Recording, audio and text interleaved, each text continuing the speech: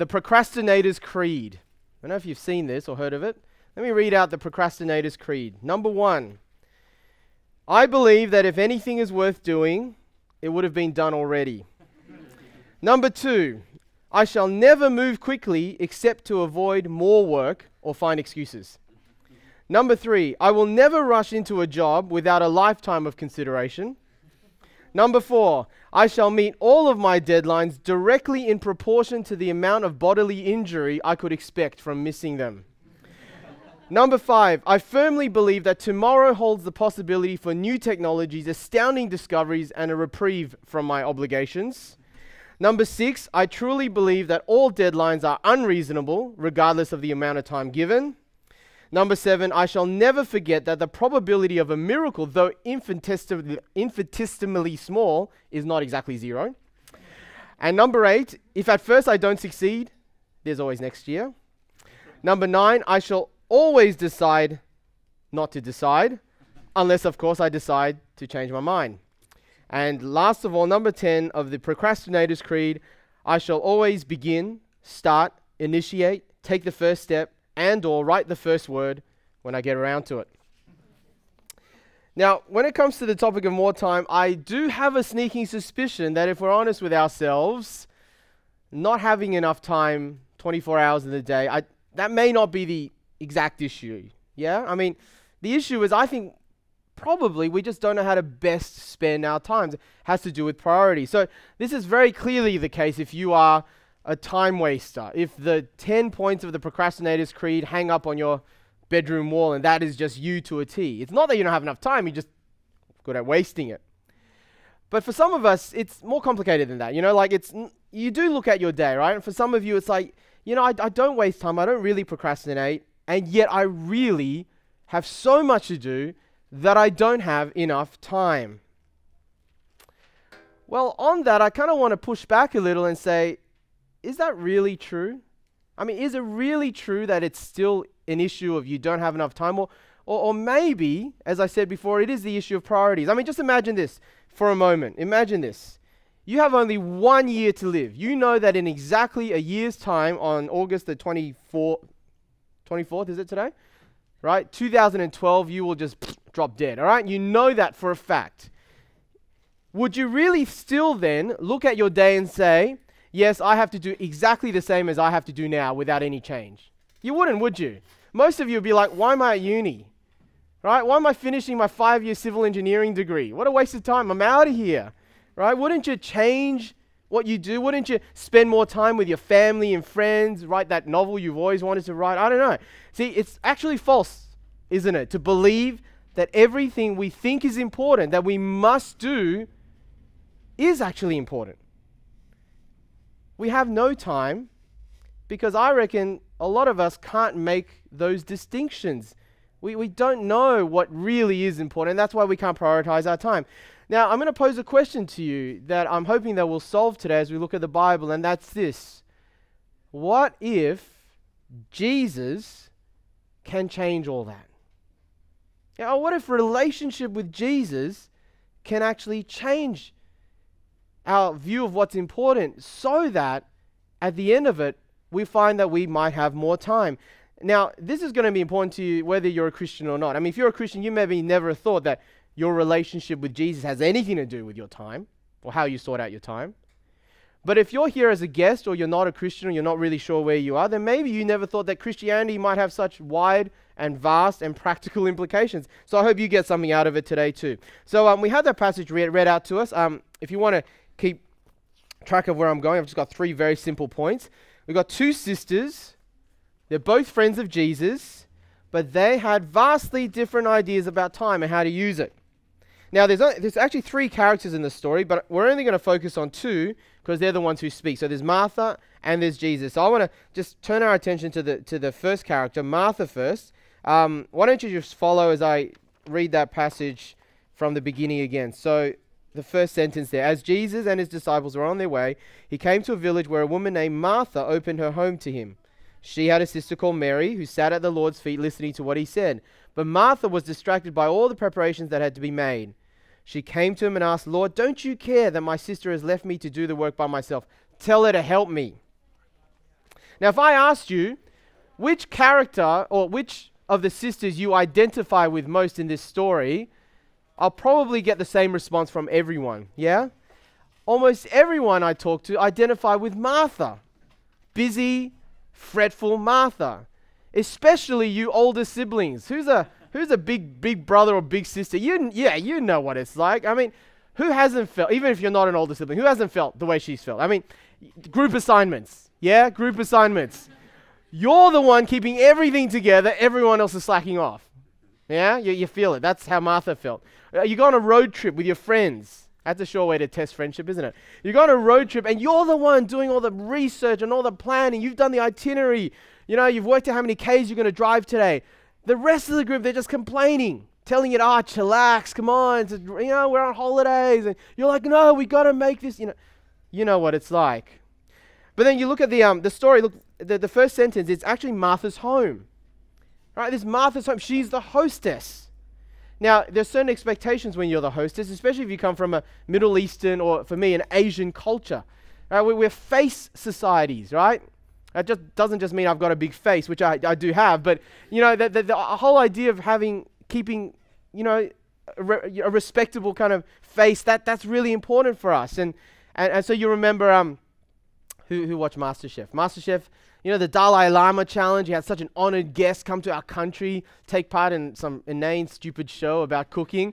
But you see how much effort they spent, making sure everything was perfect for the Dalai Lama because he's such an honored guest. And, half of them were breaking down in tears. The other half couldn't contain themselves and were wetting themselves because they got to meet the Dalai Lama. That's how exciting it was. That's what, this is the honor of hosting, isn't it?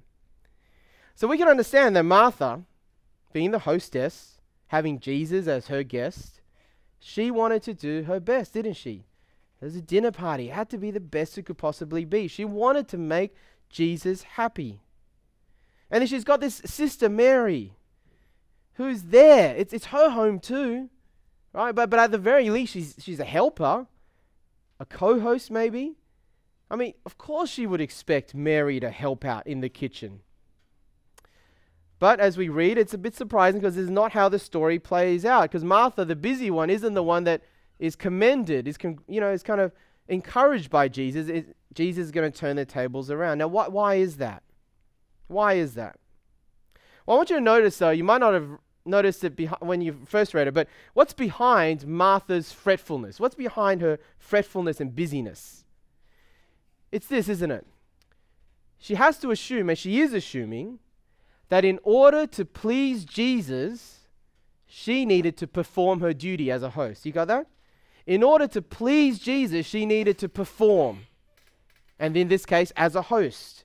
Now, we'll see why that's wrong in a moment, but for now, I want to say that this is a bit of a window to us. Remember, back to the time issue. As I said before, the issue is not really, we don't have enough time, hours in the day. It's probably for most of us, or perhaps all of us, we can't prioritize. Now, let me ask you the question. Why can't we prioritize? Isn't it, in large part, because so many of our priorities aren't chosen by us, but are chosen for us? Have you ever thought that? Have you ever looked at your life and its busyness and thought, why am I doing this? I can't stop doing it. I need to do it, but why am I doing it? How many of you are doing university degrees that you would not have chosen for yourselves, but your parents pressured you into? Yeah, all you Asians are nodding, aren't you? Yeah? I mean, why in the world would you do accounting? Rather get an enema. All right. Not that I've had that either. How many of you deep down inside would love not to have a casual part-time job that you're working on the hours that you're not doing uni work? That, if you could just live off youth allowance and Oz study, that'd be fine. But you feel like you have to have that job because if you don't, you don't have the extra cash. You can't keep the car. You can't keep up with the lifestyle. You can't go out and party. You can't save for holidays. Now, let me ask you, who says you've got to have that lifestyle? Do you see what I mean? I mean, there are plenty of people in the world, the majority of the world, who don't have disposable income. Well, who says you've got to have it? Who are you following? I mean, do you have to have a car? Do you have to spend money in order to have fun? Do you have to take overseas holidays? Do you have to update your wardrobe periodically? I mean, who says? Do you see what I mean? Whose standards are we actually living by? Now, I reckon this is the heart of the issue. That for almost all of us, other people determine what's most important, don't they? What are the must-haves in our lives? I didn't choose that. Other people have chosen it, and I want to go along with it. And so what does that make me? It makes me a person, if I'm honest with myself, makes me a person who lives for other people's approval. Isn't it? We want and we need approval from parents or peers or society or culture. And in order to do that, our desires and our priorities are shaped by all those around us. And we feel like we need to perform, don't we? We need to perform in order to have it all. The uni degree, the job, the leisure time, the hobbies, the family, the relationships, the future, the boyfriend, the girlfriend. Have you ever looked and said, I have no time because other people are controlling my time and I feel like I have to live up to something? Do you know the person who's completely secure in who he or she is, doesn't give a rip about what others think? That person will not be a person struggling for time. Yeah, you can imagine it. I mean, it may not be you, but you can imagine it, right? I don't care. I don't need a job. I don't need to live up to my parents. I'm happy with who I am, what I do. That person will not be the person thinking, oh my goodness, I need 5 hours more in the day. See, Martha is like us. She lives by other people's expectations of her. She feels that she needs to perform. And especially in this case, she needs to perform in order to please Jesus.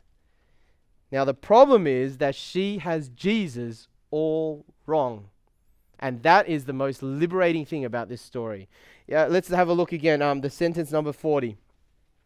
So you got, we're going to focus on Jesus now. So sentence number 40, Martha was distracted by all the preparations that had to be made. She came to him and said, Lord, don't you care that my sister has left me to do the work by myself? You can hear the bitterness and the anger, can't you? Tell her to help me.